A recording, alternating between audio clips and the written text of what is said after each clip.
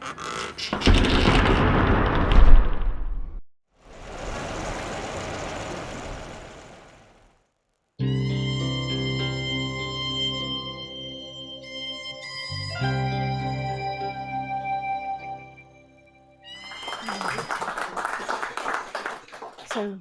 good evening, ladies and gentlemen, and very warm welcome to this talk.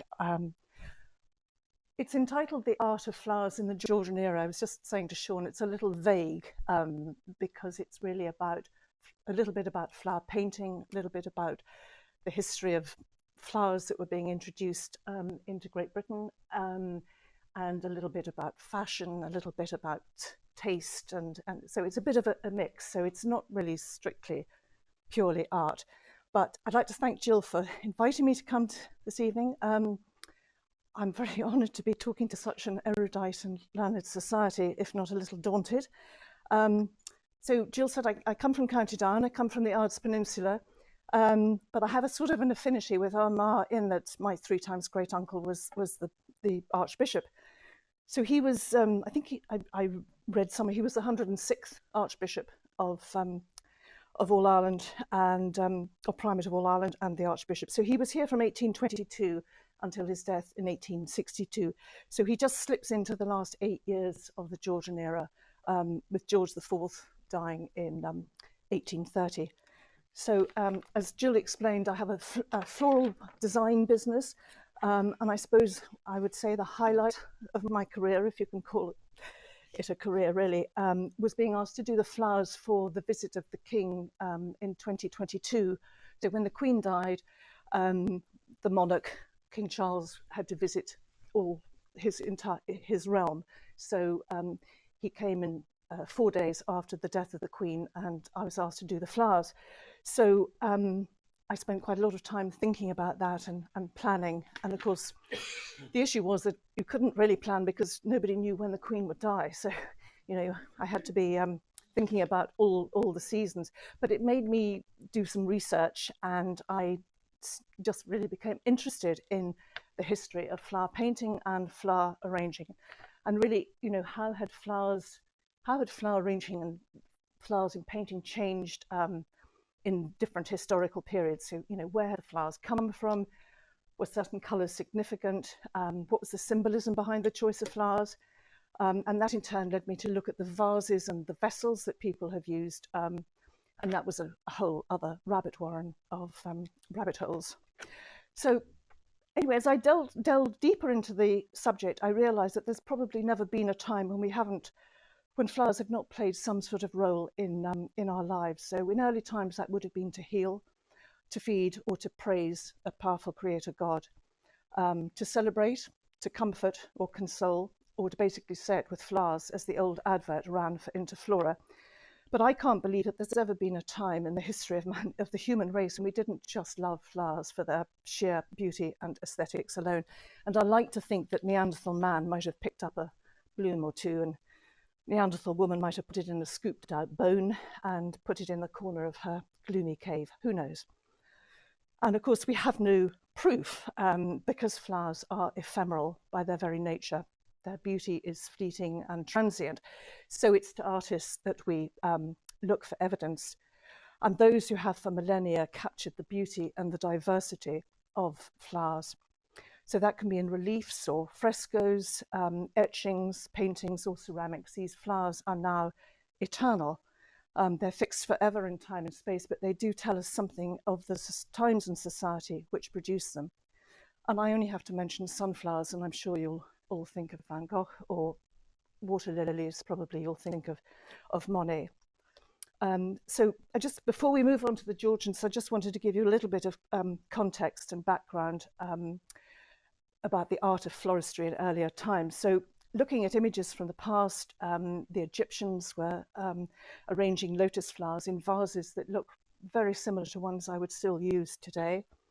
The Greeks crowned their heroes with wreaths and garlands, and the Romans feasted like gods amongst baskets and cornucopia. Medieval manuscripts, Book of Hours, they contain exquisite paintings of native flowers. During the Renaissance, of course, flowers become associated with the Christian story. We have the lily, which symbolizes the purity of Mary.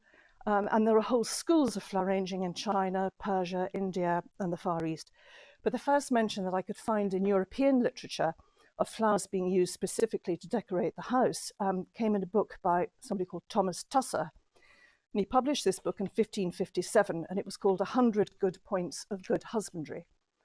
And he's full of good advice. It's a really wonderful read. You can get it on the internet. But he suggests you've got lists of flowers and herbs and branches that you could use to decorate your windows and your pots. And he suggests flowers like cowslips and columbines, lark's-foot, heartsease, gillyflowers, and daffodillies. So, you know, charming names for charming native flowers. We don't see those in the florist's shop these days. Anyway, moving on to the 17th century, this was the golden age, really, in terms of botanical illustration, and witnessed the creation of some of the greatest books of plant illustrations ever produced. So this, in part, was the result of the development of the process of engraving on metal in the 1660s, which revolutionized illustration, as well as the discovery of the Americas and other distant lands, and all these new and exotic plants coming into Europe. So now, sorry, just this slide at the beginning, we don't know who the artist is. I just think it's the most beautiful painting. It's Flora, the Roman goddess of flowers. It's a wonderfully exuberant Baroque piece of work. It's currently, I think, in Dusseldorf, but we don't know the artist. So this magnificent painting, which is in the Waters Art Museum in Boston, was painted in about 1621, and it's just a great illustration to show you the vast quantities of new and exciting discoveries flowing into Europe from abroad. So here we have the Habsburg Emperor, Archduke rather, Albert, and his wife Isabella, and they're visiting the home of a very wealthy Belgian merchant called Pierre Roos. So this was painted, we think, at about 1621.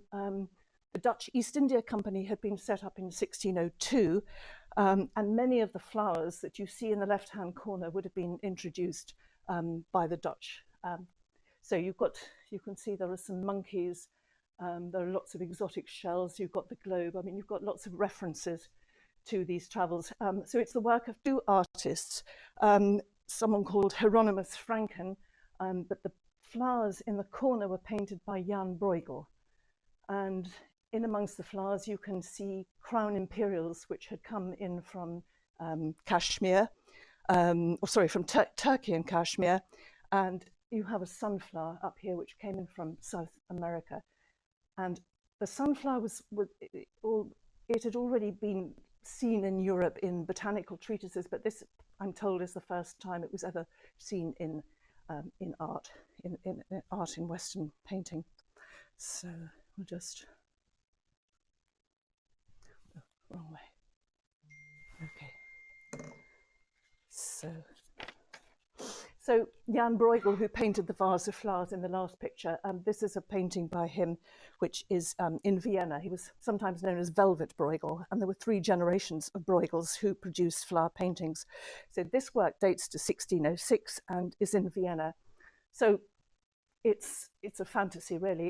It's not something that you would go out to the garden and pick, but there are, somebody has cleverly counted it, and there are apparently 130 different species of flower in this painting. So the sudden emergence of this genre of floral still life is undoubtedly linked to the development of the growing scientific interest in botany and horticulture at the close of the 16th century. So with all this new plant material flooding into Europe, the period saw the establishment of several botanical gardens, as well as a booming international trade in exotic cultivars. And by the 1630s, the price of tulip bulbs had reached spectacular heights, the so-called tulip mania. So, of course, inevitably prices crashed, but the Dutch enchantment with flowers has endured and does so to this day, because the Dutch totally dominate the international global cut flower industry.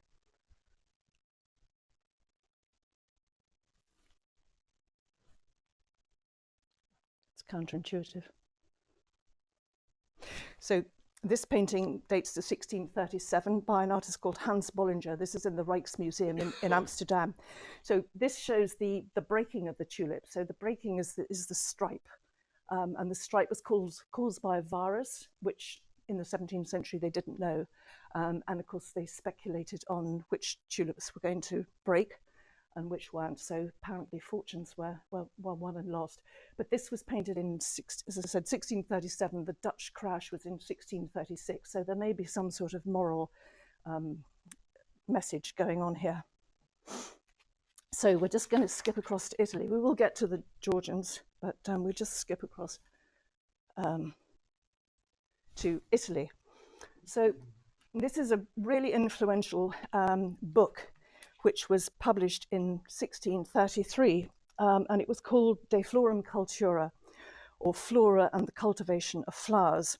And this is the frontispiece of the book, and it depicts the Roman goddess Flora, again with her handmaidens, and they're putting a flower crown on this statue of Janus, and there are garlands and all sorts of flowery things going on. So this book was written by someone called Ferrari, and he wasn't the inventor of an Italian racing car, but he was a Jesuit priest and professor of Oriental languages, but he was put in charge of the Barberini Gardens near Rome, and he dedicated this work to Cardinal Francesco Barberini, who was a nephew of Pope Urban VIII, and he funded this lavish publication. So the Barberini Gardens were basically where the popes spent their summer holidays. So there are a number of slides. Oh, get it right eventually. So here we have a terracotta urn, and you can see the holes at the top for the flowers. No foliage, just flowers. Here you have a cutaway, which shows you the mechanics of the urn, and these are interesting for a number of reasons. Firstly, they're interesting because of the technical aspect of how they actually arrange these flowers. But the other interesting thing is that these were engraved by a woman called Anna Maria Viani, and she was the first copperplate engraver known by name. So that sort of makes De Florum Cultura quite significant. So this is a florilegium, and a florilegium is a collection of flower illustrations, whilst a flora is a botanical record of the plants associated within a defined geographical area. And here you have a column. I mean, they're really quite ingenious. He also designed a box for transporting bouquets and flowers, and I could use that nowadays. It's very practical and very useful. So we're just going to nip back to Holland. So around the same time as Ferrari's book, we see more inventive ways of displaying flowers. So this was a new phenomenon really in Europe called China mania, and one of the best customers for these exotic flower pagodas was Queen Mary, daughter of James II and wife of William of Orange, obviously well known to us here. But what's probably less well known is that William and Mary were both very keen gardeners, and Mary was passionate about flowers, and at her palace, or their palace, Palais Het Loo in Holland, she had a wonderful still room full of these vases. So they're based on Chinese designs, but at this stage nobody knew how to make porcelain. So these were copies of Chinese porcelain, but made in tin glaze by potters in Delft. And we went to Palais Het Loo last month, and I photographed this one in Mary's bedroom, which is quite amazing.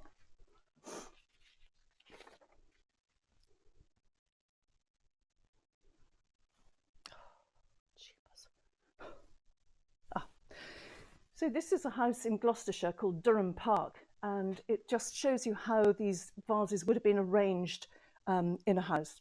So the fireplace was the central point for all flowers at this period, And these huge pagodas were placed around the outside of the room.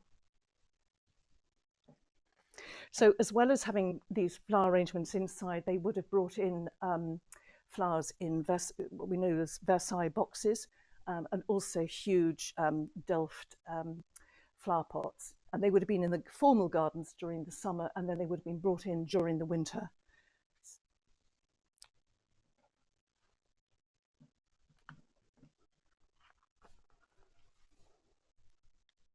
Ah, right, okay. So let me just...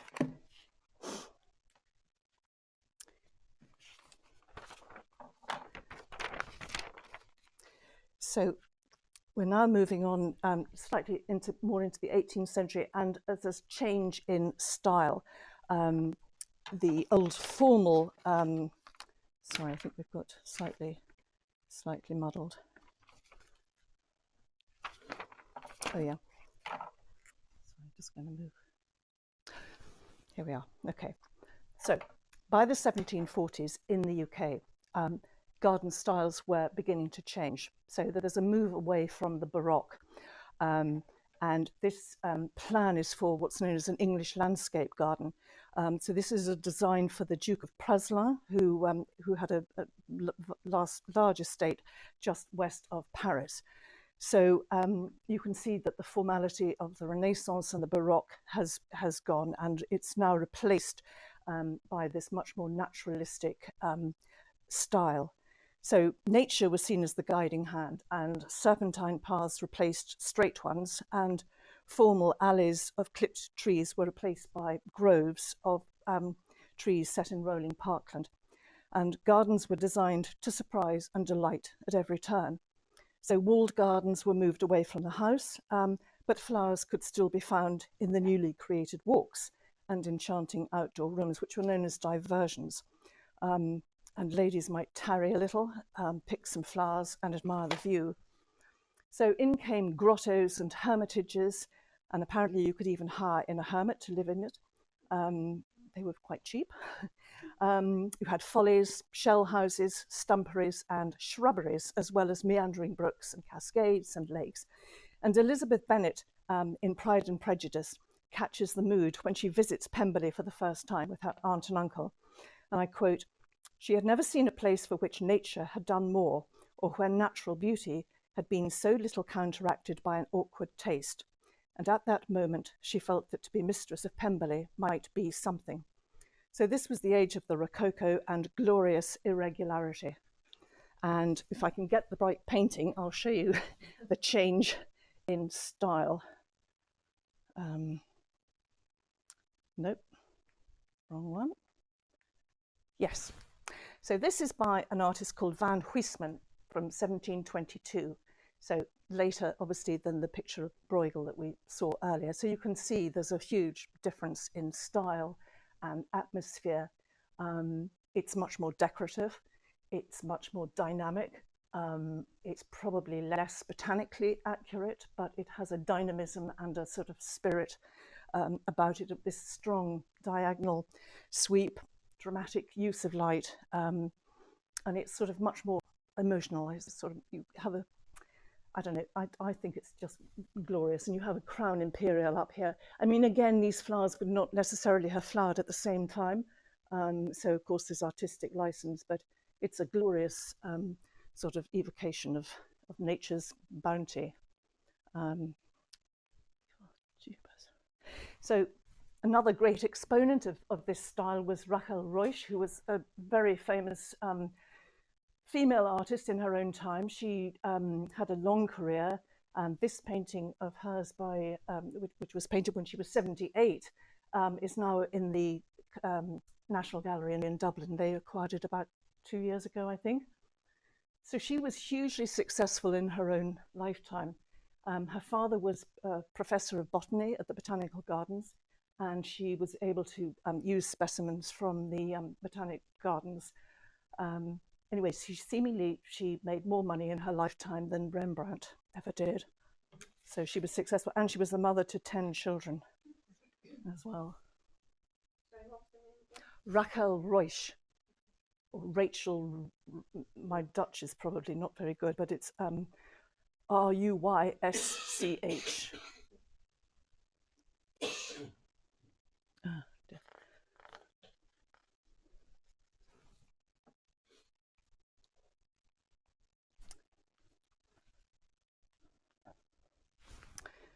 So this rapid growth and interest in gardening and horticulture in general was also reflected indoors in the decorative use of flowers in the home. And one of the best sources to tell us about what flowers were available in the 18th century were the exquisite 12 Months of Flowers, which were published in 1730.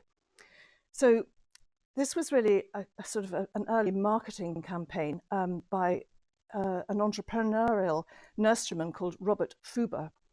And Robert Fuber produced this amazing list of flowers. He worked with a painter called Peter Castiles and an engraver called Henry Fletcher, and the three of them went into partnership to promote their wares, basically.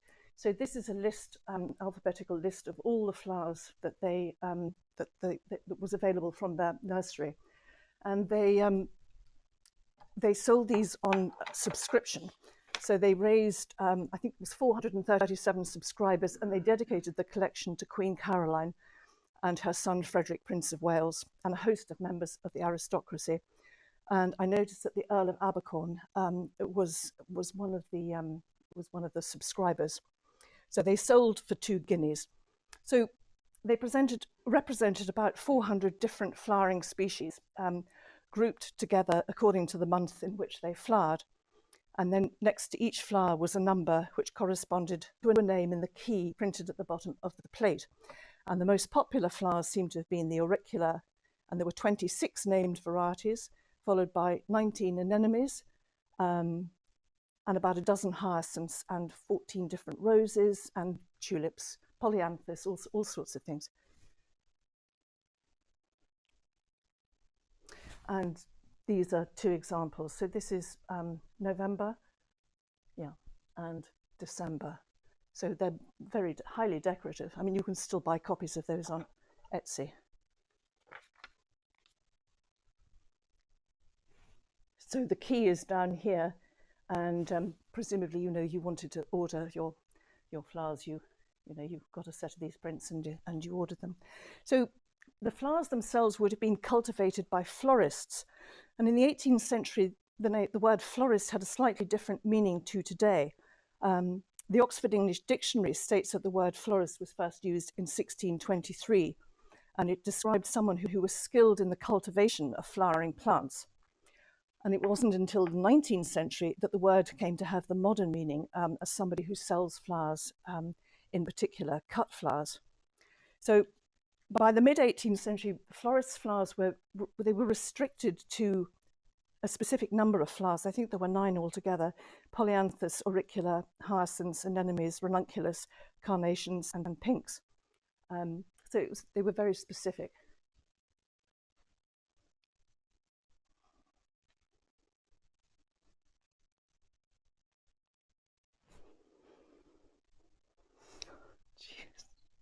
Come on, right.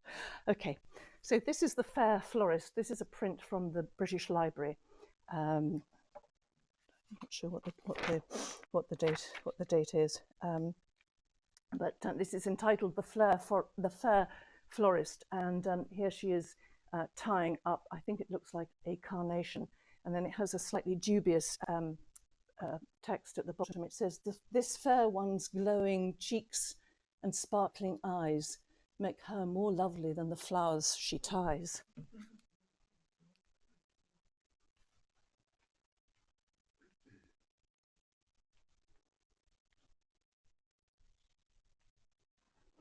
And so these flowers would have been sold in the well-to-do parts of London, and presumably Armagh as well. This is the Cries of London, and we have the flower cellar with pots of what I think look like auriculas, possibly polyanthus, and orange trees.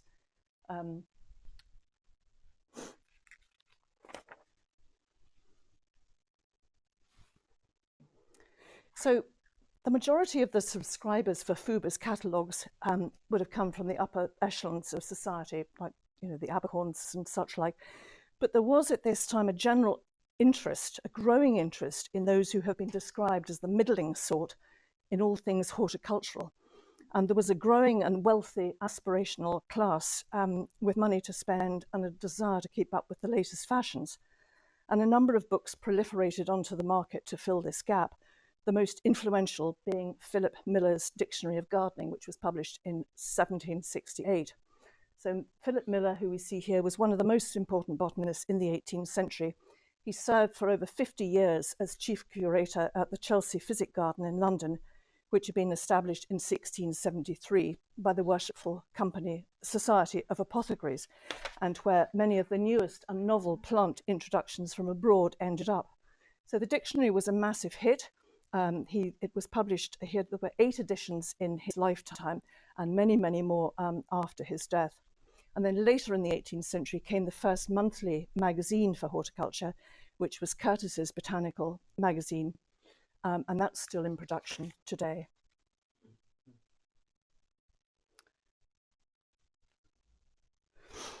So with increased wealth and more leisure time, the visiting of country houses and gardens became a popular pastime. And luckily, there are many diaries and accounts of visits which give us a glimpse into how flowers were displayed at the time and prevailing tastes in country house interiors. So we have this painting here. This is Queen Charlotte, who was the wife of George III. And here she has a very expensive looking vase with, I think, hollyhocks and peonies and convolvulus. Anyhow, really very beautiful. So one of the diarists I came across was somebody called Caroline Libb Powers, and she travelled to Buckingham House, which is now Buckingham Palace, in 1767, and she describes a visit to Queen Charlotte's private apartments. Now, she was there in March, and she says in her diary it was the coldest weather possible, but yet when she went into the palace, she was surprised to find that every room was full of roses, carnations, and hyacinths, dispersed in the prettiest manner imaginable, in jars and different flower pots on stands. So the royal gardeners must have had their work cut out, I imagine, to produce something like that so early in the season. So this is another portrait of Queen Charlotte. This is with 2 of her children, and this was painted actually in the year that Mrs. Libb Powers visited the apartments. And if you probably can't see very well, but on the pier, there's a console table here with a flower arrangement in front of a gilt mirror.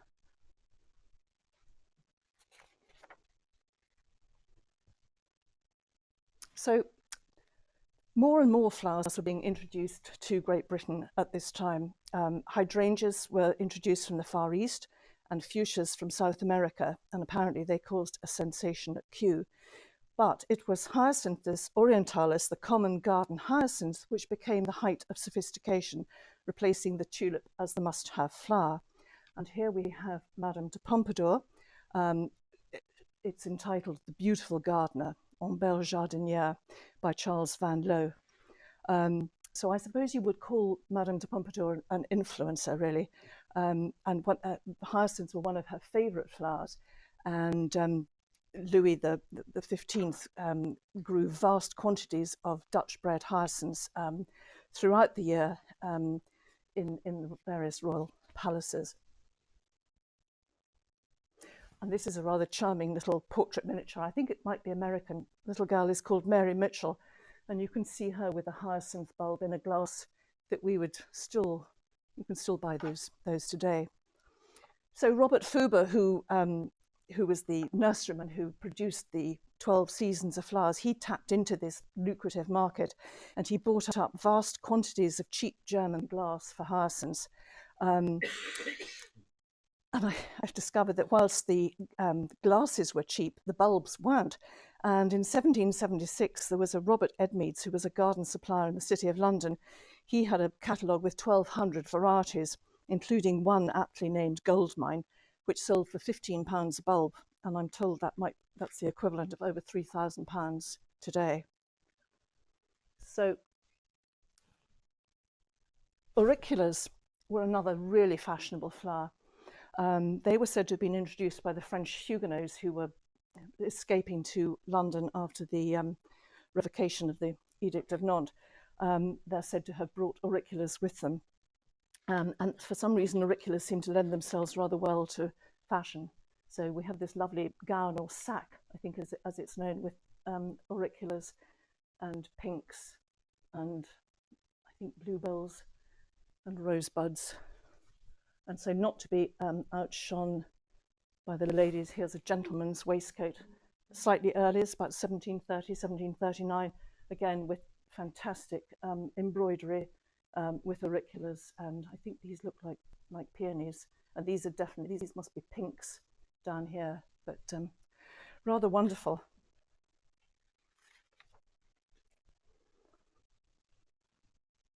So we're back to Madame Pompadour. So all these wonderful new flowers coming in, so they needed somewhere to put them, and the German glass obviously was cheap but wasn't very attractive. So Madame Pompadour really set the trend and the fashion for a new way of displaying bulbs. So, I mean, she was very interested in gardening, and you can see, I mean, she's bedecked here with silk roses and a corsage or a nosegay here. She, as well as being a full-time royal mistress, she was a great patron of the arts and a great shopper. And both porcelain factories at Vincennes and Sèvres were heavily subsidized by the royal purse, and they received many royal commissions to design and create porcelain vases, and many were particularly designed for bulbs. So this is a garniture which was produced by Sèvres, and the color is known as Pompadour pink. So the central vase has these 4 holes here for the hyacinth bulbs, and apparently this was the most complicated thing Sèvres ever made, and I'm sure they charged plenty for it. And then on either side, these 2 vases have pierced lids, so these would have been for potpourri, for dried petals and herbs, and you can imagine those would have looked pretty fantastic on a console table with candlelight. And anyway, so as the century wore on, the hearth itself became was used less and less for flowers. Coal, fixed grates, you know, they sort of did away with putting flowers in there. So the mantelpiece became the sort of center of attraction. So, and you can see in this portrait that there's a rather fine vase of flowers. So this is Lady Caroline Harvey. This has an Irish connection. She was the sister of Frederick, the Earl Bishop, who built Downhill and Ballyscullion on Loch Beg. And it's attributed to Zoffany, the Swiss artist, who also painted the 2 portraits of Queen Charlotte. And she doesn't look very happy, does she? I think she... Anyway, she's got a very expensive vase, probably made in the Chelsea factory in London. So when bulbs were out of season and fresh flowers weren't available, if you had very deep pockets in the 18th century, you could buy yourself something rather fabulous like this. So these are porcelain flowers which are mounted on metal. These were produced by the factory Meissen in Germany, but they were also produced by Sèvres. So this pair, they're called Monteiths, and they date to about 1740. And these were really high-end luxury wares, and they were marketed in pre-revolutionary France by specialist merchants called marchands merciers. In England, Josiah Wedgwood, he produced vast quantities of vases, but generally much cheaper. Tinware, creamware, vases for the, really for the masses, mass production. And these are the sort of the high end. So as well as ceramics, new opportunities also arose in the 18th century for cabinet makers to design furniture to display both cut flowers and plants indoors. So any number of designs for stands, stages, small tables and decorative planters. These would have had lead linings, and they would have been in the drawing room or the morning room or the ladies' boudoir. And this rather fine portrait is the Grand Duchess Elizabeth Alexievna by the French artist Elizabeth Lebrun. So now we're just moving to the boudoir. So this is a print, sort of slightly satirical print by James Gilray of 1795. There's a lady of fashion undertaking the obviously very complicated task of putting on her turban before she goes out for an evening's entertainment, probably to Almack's, which was the exclusive club in London run by women. And then to her left, there's a very small decorative table holding a vase of flowers. So furniture was becoming smaller, rather like the trees in a park, arranged in small groups. And you could move it around and move your flower arrangements about. And the flowery theme continues in the slightly over the top carpet. So young ladies would have perhaps had one of these. This is Bowles's drawing book for ladies, or the Complete Florist. And these were produced in large quantities. And they were really, the artist was a German artist called Augustin Heckel, who produced these wonderful coloured engravings. And ladies would have used these either as templates for needlework or for copying for drawing or watercolours or whatever.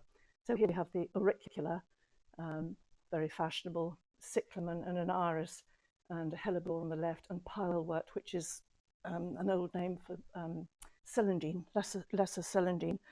So there would have been a lot of those in I suppose in country houses and fashionable society. So the Georgians really, it seems they couldn't get enough flowers.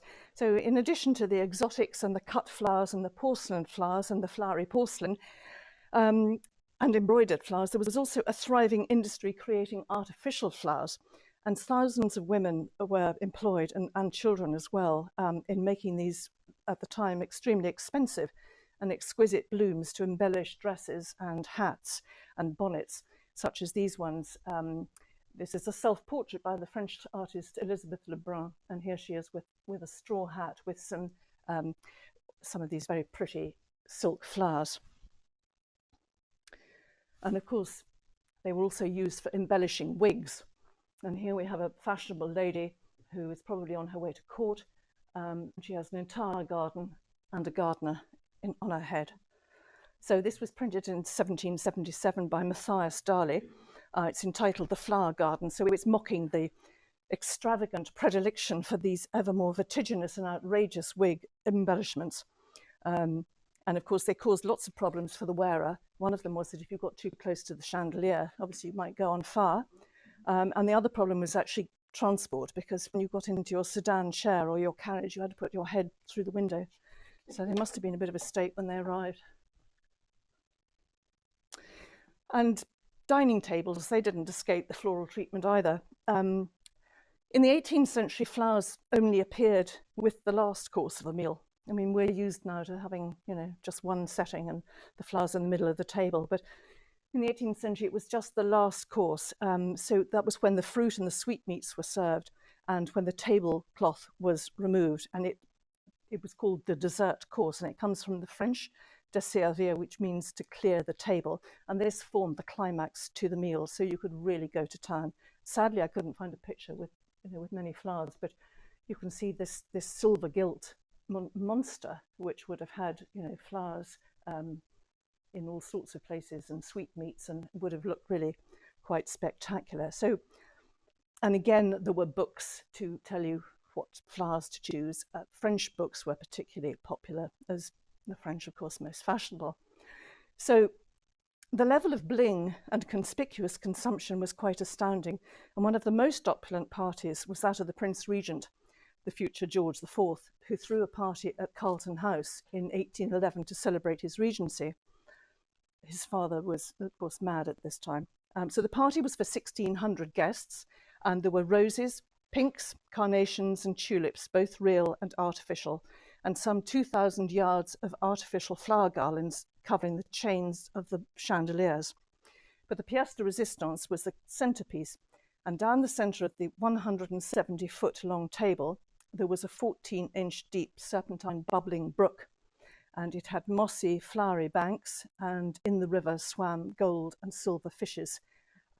Apparently there was a riot the next day because people were allowed to come in and see all this grandeur. Anyway, there was a great crush, and it was all closed down so nobody could see it. No pictures of the event, but this, I thought, probably summed up how most of them felt the next day. This is George IV, and it's called "The Voluptuary Under the Horrors of Digestion." So the Prince Regent, of course, is well known as being a dandy dresser. And even before his reign and the influence of Beau Brummel, young men were taken up with sporting floral accessories. And by the mid-1760s, Europe had opened up again to English travellers following the end of the 7 Years' War. And aristocratic young men returning from their grand tour on the continent began to appear in London dressed in a distinctive, extravagant style that derived from court dress. And their predilection for foreign food as well as fashion earned them the nickname of the macaronis. And so here we have a print which is entitled "The Polite Macaroni Presenting a Nosegay to Miss Blossom." And they must be going to a party.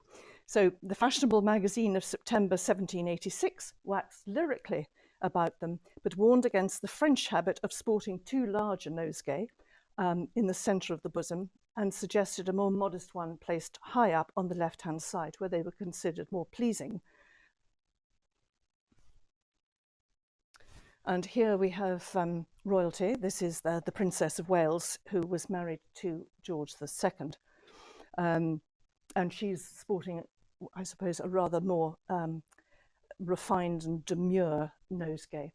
So both Augusta and her daughter-in-law, Queen Charlotte, were both very much princesses of the Enlightenment and shared a common interest in science, horticulture and botany, although seemingly they did not get on at all well despite this common bond. And Augusta was instrumental in the foundation of Kew as a botanic garden and pleasure ground, and Charlotte also spent time at Kew, which was really a retreat, I suppose, from court life. So both of them were keen botanists, but Charlotte in particular, and she was tutored by Kew's first botanical illustrator, Franz Bauer, and she also numbered Joseph Banks, who was the first director of Kew, amongst her inner social circle. She also was a good artist. She drew and catalogued many of the plants, and her daughters, the princesses, also shared their mother's interests and talents. So this is Princess Elizabeth, who was daughter number 3, and she apparently showed particular talent. So King George and Queen Charlotte, they employed a Swiss artist called Mary Moser, who specialised in flower painting, to tutor her. And here she is with her vase of flowers and all the implements of her art around her.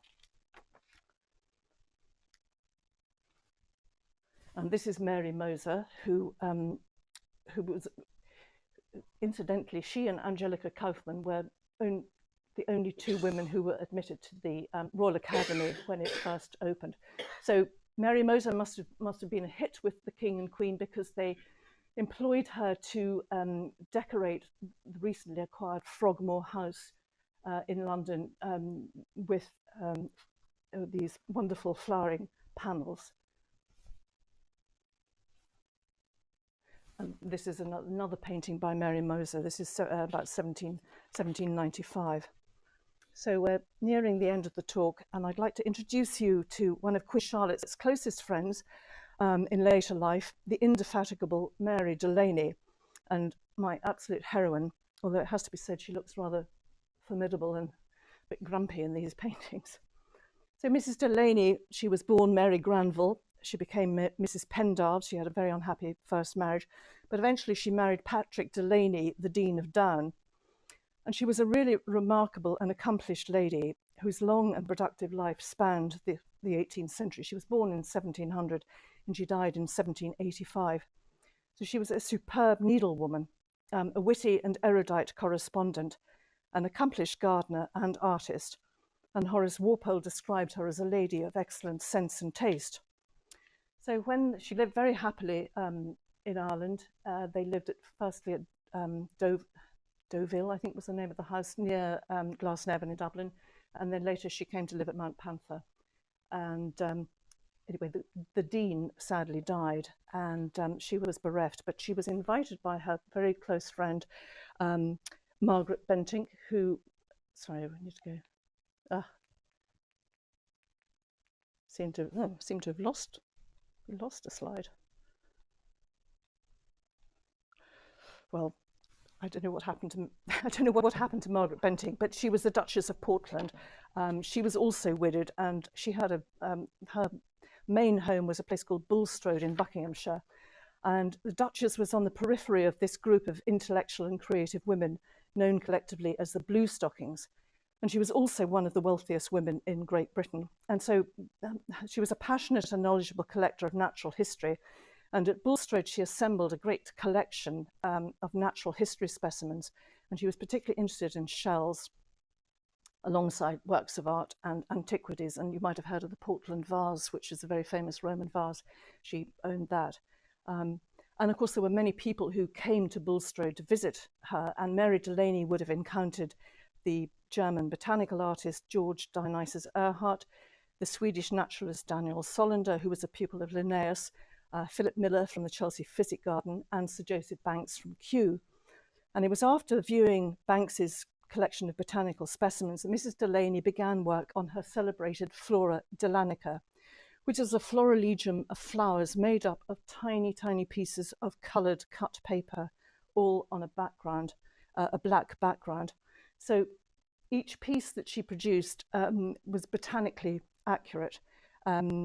She was 72 when she began this project, so in 1772, and she called them her paper mosaics. And she produced 985 of these cut flower arrangements, and they are phenomenal. Joseph Banks said they were completely botanically accurate. I mean, they're all just individual bits of paper. How she did it, I do not know. If you look at this passion flower, how did she do that? Absolutely amazing. So 985 of them, organised into 10 albums. And these were bequeathed to the British Museum rather, by Augusta Hall, her great niece, in 1897. Failing eyesight meant she didn't quite make 1,000, but she was 82 when she finished. So it's a truly remarkable legacy. You can see them in the British Museum. So it's probably a fitting place to end this talk, and I just leave you with some words of a poem that was found tucked into the last album as Mrs. Delaney takes leave of her flowers. So she wrote, "The time has come, I can no more the vegetable world explore, no more with rapture cull each flower that paints the mead or twines the bower, no more with admiration see its beauteous form and symmetry, no more attempts with hope elate its lovely hues to imitate. Farewell to all those friendly powers that blessed my solitary hours." So that's Mrs. Delaney. And that's that.